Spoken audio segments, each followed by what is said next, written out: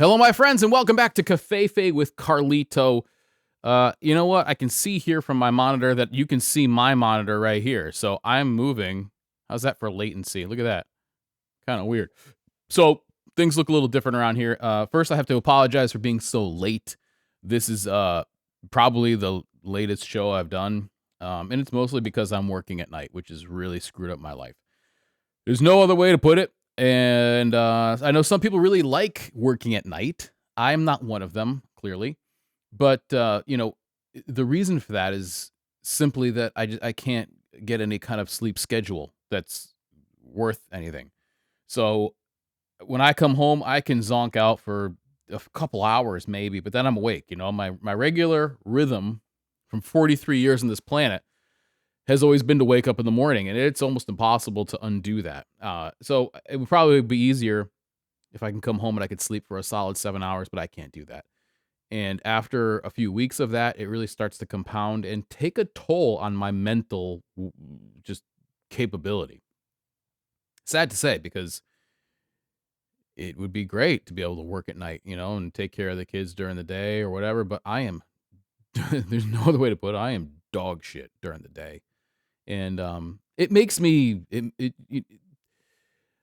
I feel like I'm running on a half a tank. I feel like my thoughts don't come to me as quickly as they normally do. I've been dragging my feet on doing this today for many reasons, the least of which is the fact that I wear contact lenses, and so you've seen me with glasses on occasionally, and I have terrible eyesight, but I don't really like to wear my glasses when I'm at work because they're really thick and I can't wear safety glasses over them, and I really don't want to wear any of those goggle things. So when I come home, I take them out, and so I almost have to like budget when I wear them because I'm awake more often than I'm asleep. So it's just rough. It's rough. I don't like it at all, and this is a temporary thing, thankfully. But you know, it's been rough. And that's all I'm gonna say about that because I feel like I'm just gonna keep repeating the same thing. And it'll be obvious too because today I think I have 3 or 4 different things to talk about as far as new releases, and that's pretty much it. So, it's probably gonna be kind of a short one, just because I haven't been on my game. And I guess maybe that's kind of the thing, right? I mean, I got so many great comments last time. I usually get a lot of really good comments from you guys, and I love the interaction. I love talking to you and stuff. And, so I guess what I gather from that is people genuinely like the unfiltered nature and appreciate that versus the well scripted. Well, let's just say scripted. Okay, I'm not sure it's well scripted, but higher produced, all that stuff, stuff from the main channel, and I think that they both have a place. I couldn't do this only. First of all, the audience isn't big enough to really support itself, but I think as a component and a companion to the main channel, I think it's probably pretty good. So again, things are looking different around here, and I know I'm going to keep saying that every single time, and I'm going to continue to say it until things kind of crystallize here. And what you're looking at is, again, you can see in the in my window here, which I now have a green screen behind, which I have to illuminate. I'll get to that in a second. Is what I have is a streaming setup.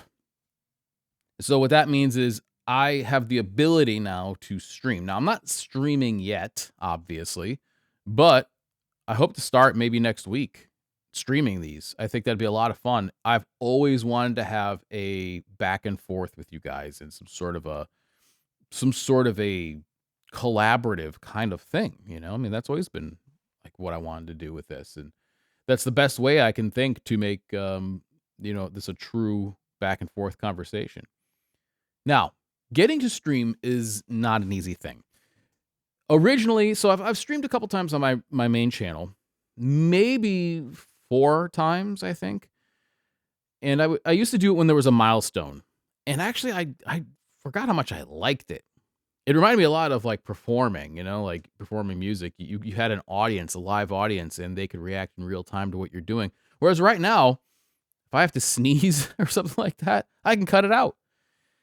Not so much live.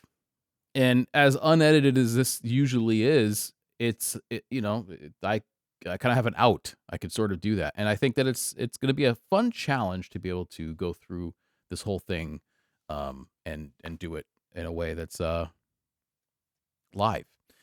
In order to do that, I had to really get some things going here, and I'm looking at, a number of cables and wires and things like that, which are all just going to be, they got to get tidied up.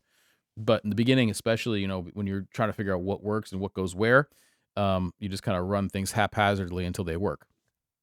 So originally, what I did when I would stream on my main channel is I would use my laptop camera, and that was it. There is a Canon, because I mostly use Canon cameras.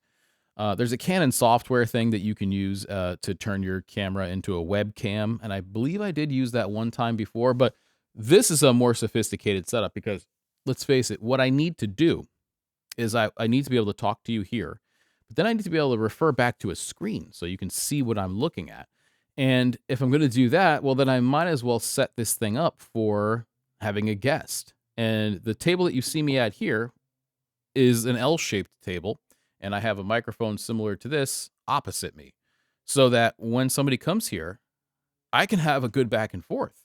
And I have two cameras, which I can switch between. Actually, maybe three. I do have three cameras, not maybe three cameras, but I have three cameras that I could switch between, as two different angles, three different angles. And that's pretty cool. Now, here's the tricky part, though. Most of the time, the way you would do that in any sort of live setting is you would have somebody operating a control board. So they would be the ones who are looking at the screens and choosing which angle to use, when to cut, when to do all that stuff. But as you know, it's just me here. And this is what you get. So what I have to do now is all these cables that run from these cameras and stuff like that back to my computer, where they ultimately will be streaming to you, are controlled through this guy right here. And this is just a little panel that basically mimics the interface that's on the front of a rack mount unit that's connected to my computer. And through Bluetooth, it mirrors exactly that. So what I can do here is I can choose from up to 10 different inputs, right? So I could do 3 cameras. I could do one screen, another screen. I don't know what. You could do 10 different inputs, which is pretty crazy. And then multiple things like a key, right?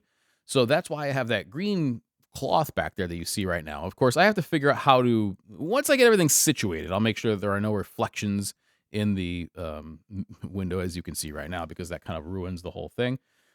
But I have the ability to do a lot of neat stuff here and different transitions and stuff. Like, here, let's try this, okay? Check this out. I'm going to go to my regular desktop, right? Ooh, did you see that? Isn't that cool? So this goes, that's so cheesy. You could do different things, right? How about this one? Dip to a color. I don't know why I would want it to go to yellow. And then you could also just do back and forth, right? Which is probably what I'm going to end up using. Actually, check this out. So watch the window back there. Since there is a little bit of latency, you can see, you see how it changes?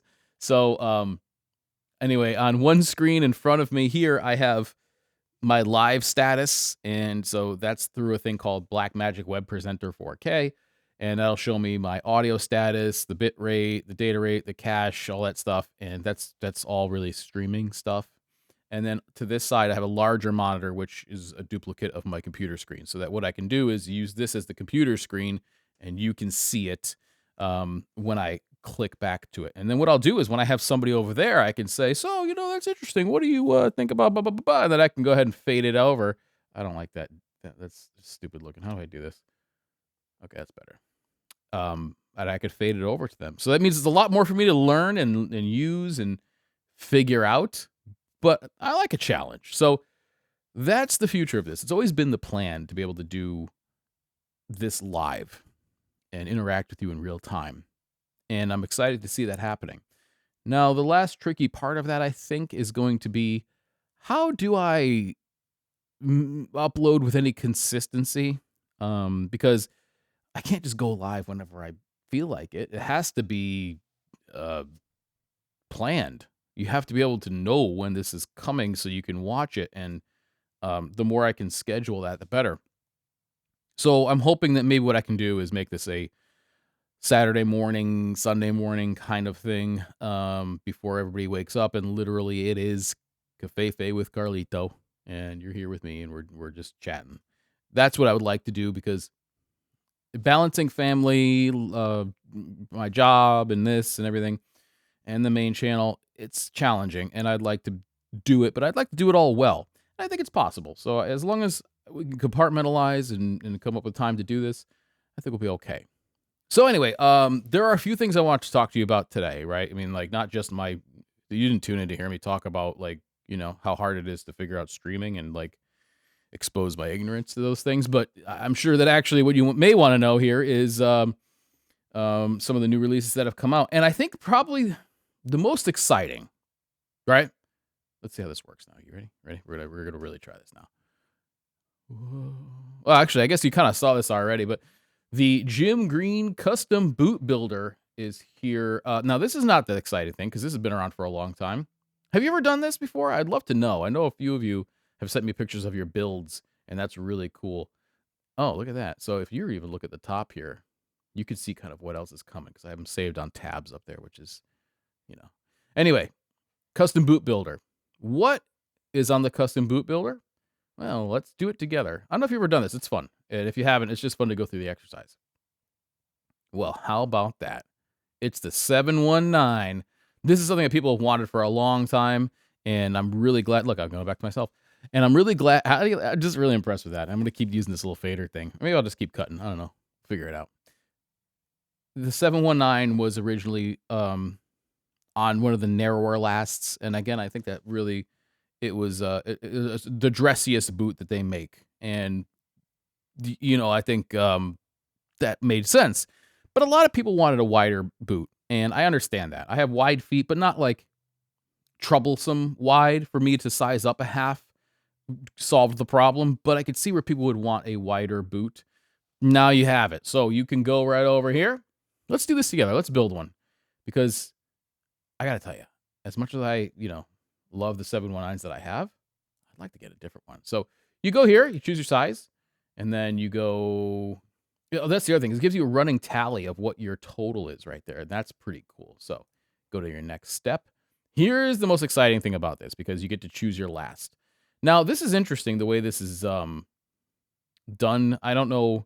I think this may just be an error maybe on my computer. I don't know, because you can see that obviously this green one and this one, they're not supposed to be overlaid like that.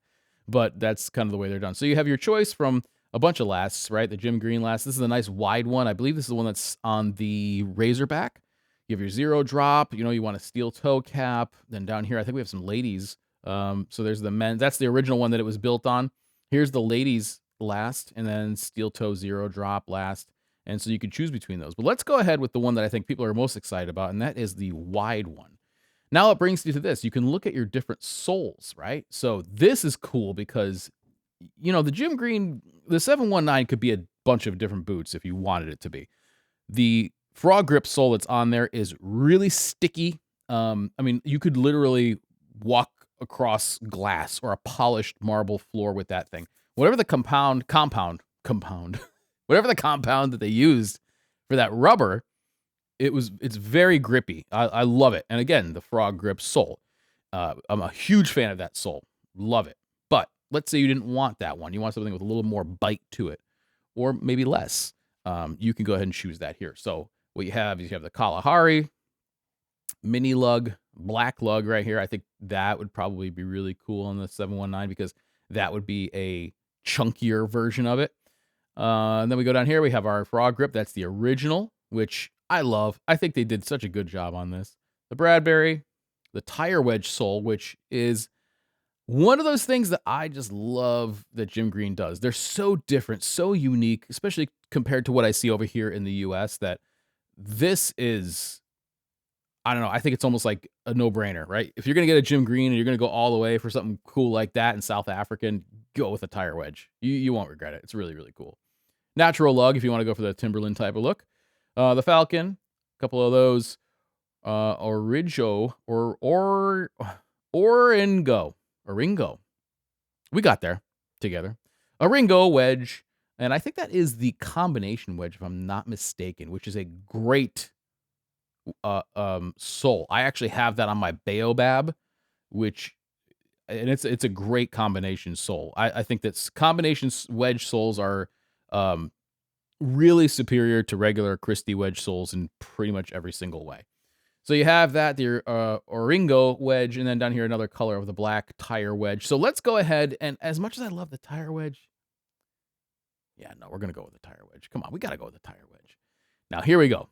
You get to choose your leathers, and this is where it starts to get fun, because you can do full grain, rough out, nubuck, specialty, and then they're two-tones, right? So I've seen a lot of wild-looking two-tones, but two-tone boots aren't really my thing, to be fair.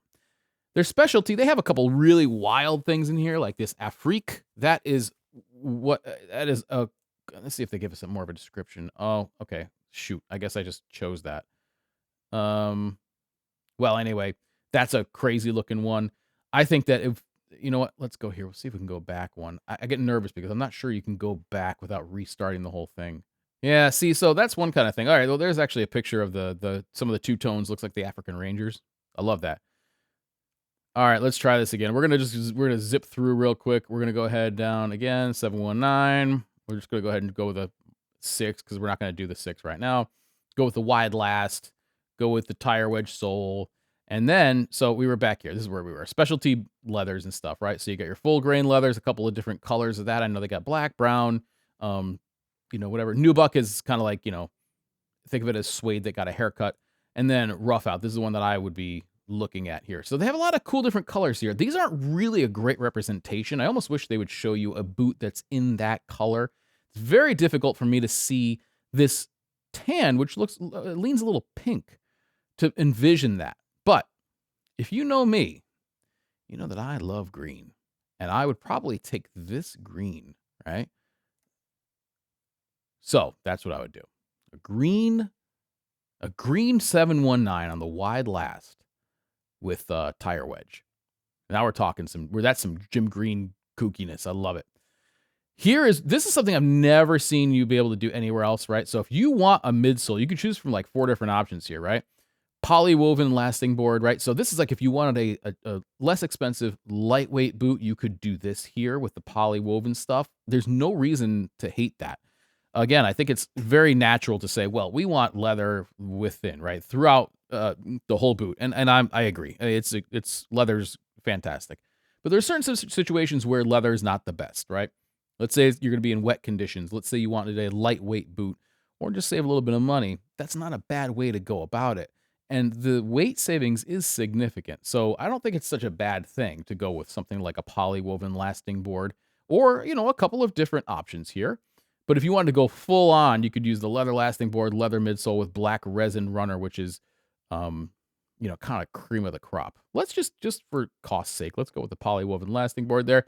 Now, the original 719 had a toe cap, but if you didn't like that, then that's okay. So, for example, on this one, you could choose no leather toe cap. If I was speccing out my own, I like the toe cap. I think it's cool. It sort of just makes the look. And structure in the front. So you have either thermoplastic or no toe puff at all. I don't know. I mean, I think sometimes a no toe puff can really be more comfortable, but it lacks the structure, as you would imagine. So let's keep the thermoplastic toe puff. Shank, you could choose a bunch of these. Again, you want something that's a little bit lighter or no shank at all. You could do that. Let's stick with the steel for this one. Edge staining, clear staining or black. Now, with that green, I'd probably stick with the clear. I think black could look cool if there were other black elements on it. But you know what? Let's just stick with the clear. Laces, Jim, you got to go. I mean, I don't know. You got to go Jim Green. You know what I mean? That's kind of the thing. If I wanted to, part of the reason that I like Jim Green is the way they do things. If I wanted to look like a Red Wing, then I would just get a Red Wing. But it's a Jim Green. I love that.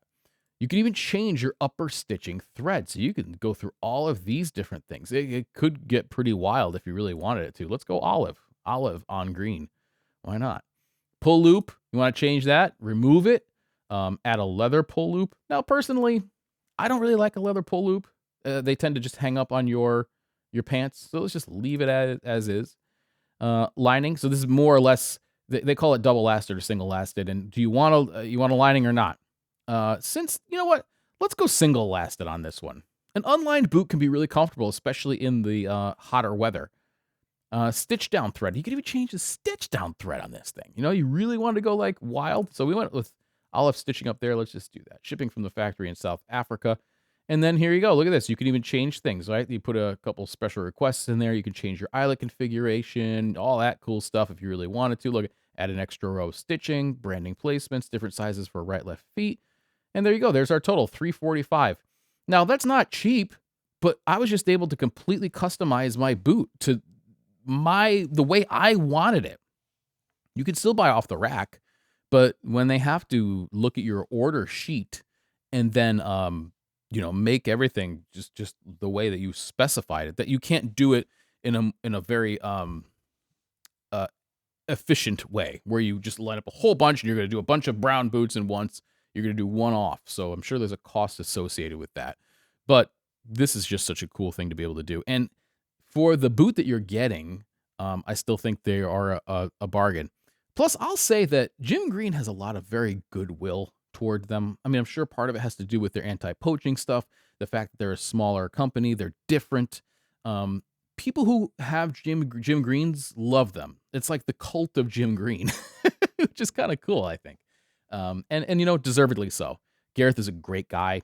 I've spent a lot of time with him, and he's a really good dude. And I'm happy to see that company doing well. I really am. And I'm excited now to see it, the 719 and their custom builder. I just think that, you're going to see some really cool stuff now because people get so creative, and it's awesome. Now, the one thing I would love to see as an upgrade maybe in the future on their custom boot builder page is a version of what you made. Now, it doesn't have to be like a 3D model rotating in front of you. It could just be a static image, but updated so you can really see how different things look on it. I don't know what would go into that, but maybe in the future. Maybe they're working on it now. I just think that would be awesome. So, Jim Green 719 is available for custom ordering. I'm so happy to see it. Okay, a couple other things that came out. Let's see how I can do this. So, I guess I have to sort of do this in real time. Ironheart. This is one of their seasonal things here, and this was a little bit of a disappointment, but it's really, it's still cool. For some reason, this top thing here, let me see, maybe I can reduce the size. There we go. How about that? 9-ounce cotton linen work shirt in off-white. They also come in black, which is kind of a strange, it's 9-ounce cotton linen, right? So, I think immediately like warm weather. Why wouldn't you just, this is it. But anyway, so you can get it in black as well. So this is 9-ounce cotton linen with the mixture is 90% cotton, 10% linen. So it's not very heavy on the linen component, which kind of sucks, but linen is a bit of a crunchy fabric already. It's not the nicest on your skin until it breaks in. So the way they've combated that is by adding a cotton element, which is understandable. I think it's a little bit more accessible. And it's done in the Ironheart way, which is really difficult to find anything that even touches it, really. So this is it right here, and it's beautiful. I mean, if you fit into the Ironheart fit, and I can tell already these sleeves are just too narrow for me, unfortunately. It sucks being built like a troll sometimes because you see a lot of really cool stuff that I would totally wear, and I can't wear it. So, and you can see here it has some nice texture to it, right? This twill texture. It's really good looking. And they even did some contrasting tonal stitching here in the red in the back there, which is kind of an Ironheart thing. I love that. They do orange sometimes, and it just lets you know that you're not wearing just an off-the-rack boring thing. The buttons are somewhat lackluster, but I don't mind them. I don't really mind them at all. I think that's okay. You don't always have to have everything standing out. And if I remember correctly, you can swap those out for some of the Good Art Hollywood snaps or buttons. To me, it's a lot. It's just too much, but hey, this is your shirt, not mine. And there you go. Look, they even have the chain stitch runoff here, that red, which is funny because everybody who ever sees the chain stitch runoff always says the same thing. They're always like, is that a mistake? And it's not a mistake, but it's funny because it looks unfinished. And then you got to explain to everybody that it's like a, kind of a traditional thing, But there it is. It's a really good looking shirt. I think they did a nice job with that. It looks great in black too. But, again, if I'm going to get this, I'm going to think about wearing it when it's warm, and wearing a black shirt in the heat doesn't seem like a great idea. So, You know, I mean, but some people are into black. I mean, look, maybe if you're Rip from Yellowstone, this is your jam. And in that case, I say rock on. The red and black looks badass though. Look at that. Looks really, really good. So yeah, I don't know. Maybe you might need both. How about that? You just need one. You need one of each. Of course, that would be a $650 bill, but it is Ironheart, and if nothing else, the resale ability on these is awesome. So, you never really lose a lot of money when it comes to Ironheart stuff. Now let's take a look at some of the details on this thing. So made in Japan, we knew that. 9-ounce linen, left-hand twill, very cool.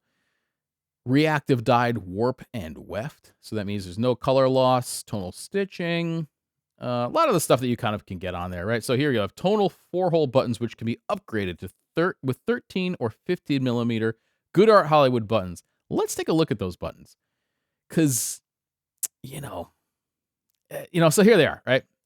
In and of themselves, they look cool, but now you got to picture those on a shirt, and on a lightweight shirt, I don't want these buttons. I mean, they are cool looking, I guess these are neat, kind of that dish with that sort of almost looks like a cast iron pan kind of thing. But I don't want these on a lightweight linen shirt. I really don't. And how much is that upgrade anyway? Does it say? $55. Okay, but if you're gonna get, if you're gonna go ahead and get a flannel, something heavier, and you wanted to upgrade it to these, then I could almost see it, because it's something a little bit different. I don't like the branding on them, like that's too much, right? It's you got the Ironheart on your chest pocket, and then you got this Good Art Holly.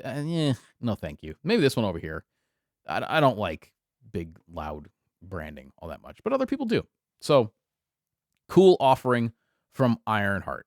Now, one of the other things that I wanted to talk about, and this is the last one because we really don't have, a whole lot of.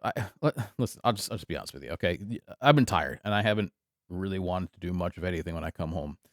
It sucks because I'm just like in survival mode where I come home and I just try to not be a jerk to my family because I'm tired, and it's not that I'm falling out of love with this stuff, but it's really hard to care about because I'm wiped. So I did see these things that came, and I wanted to talk about them, but that's all I got. So anyway, let's take a look back here. Okay, so this is Railcar Fine Goods. This is a company that I feel like an idiot because I have not talked about them as much as I should have. I've mentioned them, and I think in our or the video about the chore coat, because supposedly they make one of the best chore coats in the whole industry. Let's check out their chore coat. I can spell coat. So let's see here. Which one do you want, right? They got one in Sashiko. They got one in Seaweed Baja Maroon. Ooh, that's kind of sharp. But the one I'm looking for is denim. Isn't there a denim one here somewhere? Natural is pretty cool too. And look at that. That's pretty cool. It's hard for me to pick out the one that people are always talking about because there's a lot of them here. Well, anyway, supposedly their chore coats are really, really special, and they're just a cool company. You know what I mean? That's not bad. Okay, check this price out here, right? $238 that's a coat. That's a coat. It's not lined or anything, but that's a coat in Sashiko. Awesome. And even when it is lined, like this one over here, right? $388. I mean, it's not cheap, but that's some damn fine stuff, and it looks great. So hard to argue with. Now, of course, you can go through things and find a lot of expensive stuff here, but the thing I wanted to show you is this here. This is their Brixton Men's Bowery Flannel. Okay, ready? Take a breath. In Tiger's Eye Pinecone Brown Washed Navy. You don't always... Listen, Railcar Fine Goods. Okay. I love what you're doing out there in California. You're making some awesome stuff. It looks great. But you don't always have to name it with every single color that's in there. I will never remember that, and it was really hard to say. So, if you're watching this for some weird reason, and you care to do what some dope from Connecticut thinks you should do, there you go. I don't think you should, though. I mean, what the hell? What do I know? I'm just out here doing this. Look, I'm like fading into the... See that?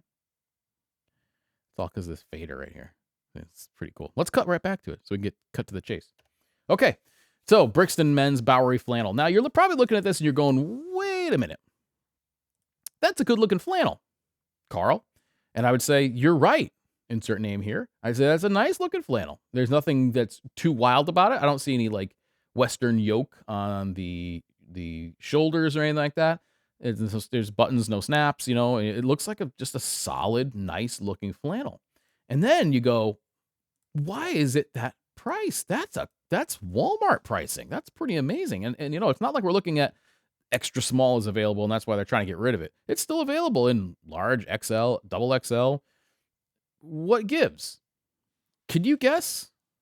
Just take a minute, right? This is like my kids will watch, like Bluey and some of those other more interactive TV shows. Can you? It's like Dora the Explorer. Can you guess why that's more affordable?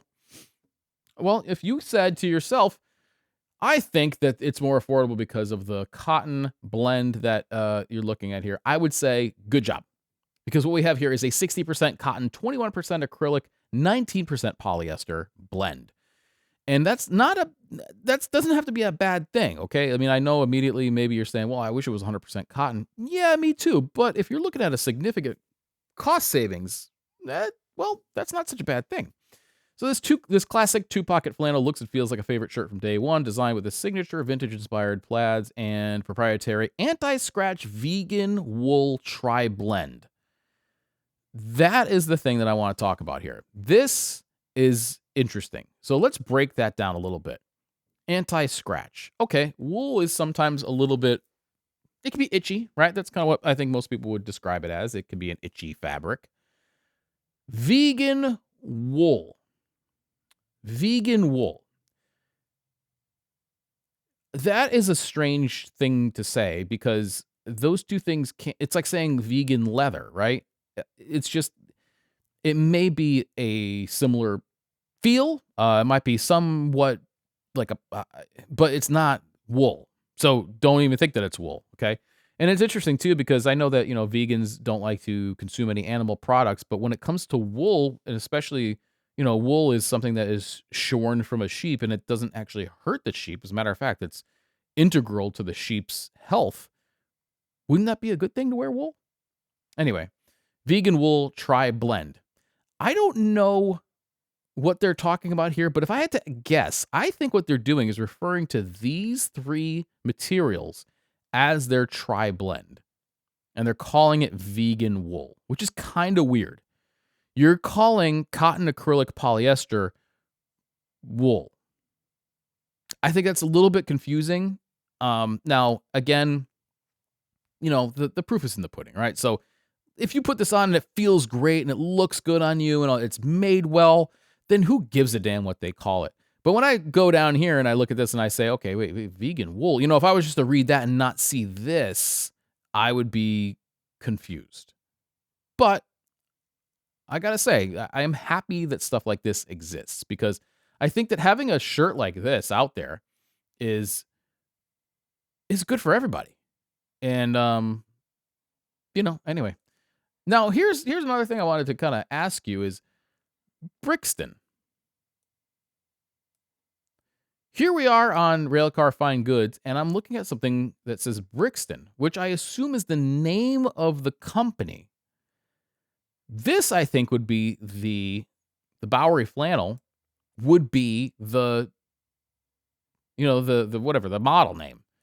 So what is Brixton? Because I don't see anything on here that says Railcar Fine Goods. It says Brixton right there. It says Brixton on the tag. I think that what we're looking at here is another company that is simply for sale from Railcar Fine Goods. Because Railcar Fine Goods is primarily, if I had to, just put it under one umbrella, is a denim company. And if you look here, this, all their stuff on the front page sort of, points to that. So you have their selvage here, this really cool looking cap. It looks like a card catalog in the back. Anybody else remember those? So they have a lot of denim stuff. There you go. Look at that. So they're 17.5 ounce. This is almost like the Japan Fire that I used to have, which is a purple hue. It's cool, but you got to be ready for purple. And look at the thickness of that patch. Holy crap. It's awesome. They also have a lot of women's stuff, which is really nice and that's a flare. Holy moly. The bell bottoms are back, I guess. And That's all right. They look good. Um, so they have a lot of women's stuff too, which is really cool. Check out this. Do you see this? Look it over here. They have like a lamp on a pulley system, so you can lower it down. That's awesome. I would use one of those in a heartbeat. So I think what we're actually looking at here is not from Railcar Fine Goods. As you can see here in their store, they have a bunch of different brands. So you have Danner over here, and so it looks like Pendleton Woolen Mills right here, some other stuff. So I think what we're looking at is not a Railcar product, but something that they carry in their store. So I was a little confused. I'm going through this like piece by piece because it's it was confusing to me and I didn't know exactly what was going on. And I believe that's what's happening here. So I don't know. They seem like cool people. It seems like a great place. If I was closer to El Monte, California, I might check them out. I would definitely check them out. But unfortunately, I'm out in here in Connecticut and can't do it. I think these are the owners. Look like good people. Hard to tell from here, but I dig her boots. Those are cool. And I like to support cool people and what they do. So I haven't heard anything but good stuff. So psyched. Railcar Fine Goods. I'd like to really dig into more of the stuff that they offer themselves rather than things that they sell for other companies like Brixton and stuff like that. But the fact that that exists, I'm happy about because not everybody has $300-400 to spend on Ironheart flannel. So having an alternative like that is really cool. And Railcar Fine Goods is a company that I'm going to dig into more in the future. Okay, so unfortunately, I don't have anything else. I could sit here and I could play around with this switcher if you would like. We can look at a couple of different, look at, ready? Oh, that's the same thing. How do I get away from that, like, one thing? Let's just try this. I didn't do anything. Dip? No, we're going to try dip. Anyway, I got to mess around with this and try to figure it out. But as of right now, next week I should be able to stream. This is a dry run. I'm recording back to a disc recorder so that I can do it the right way. But hopefully next week we're going to stream. I think it'd be fun. So please join me. I'm going to try to stream on Wednesday. I'll probably look like complete dog shit because I'll be tired, but I will do my best to caffeine up. It's coffee with Carl anyways, so let's try that.